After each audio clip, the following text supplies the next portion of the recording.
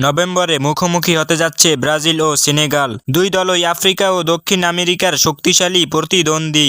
কিন্তু প্রশ্ন একটাই, কার স্কোয়াড বেশি ভয়ঙ্কর? চলুন ধাপে ধাপে দেখি।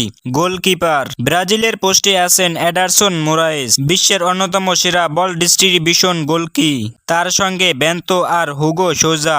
অন্যদিকে সেনেগালের হাতে এডুয়ার্ড মেন্ডি, যিনি পেনাল্টি সেভের রাজা। তবে ধারাবাহিকতা আর টেকনিক্যাল গেমে ব্রাজিল সামান্য এগিয়ে।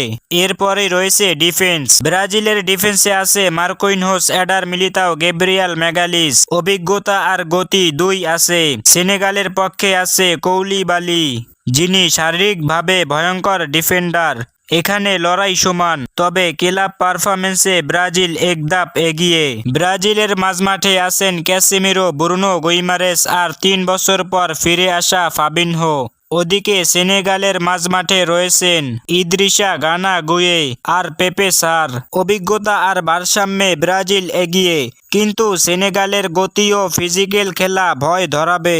এরপরেই গুরুত্বপূর্ণ ফরওয়ার্ড। ব্রাজিলের আক্রমণ ভাগ আগুনের মতো। Vinicius Junior, Rodrygo, Cunha, Vitor Roque, চারজনই তরুণ কিন্তু বিধ্বংসী।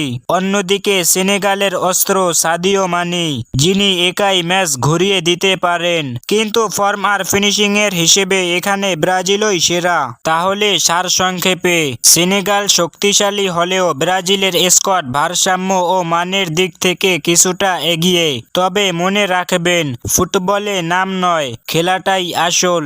আপনার মতে কে জিতবে কমেন্টে জানান, ব্রাজিল নাকি সেনেগাল?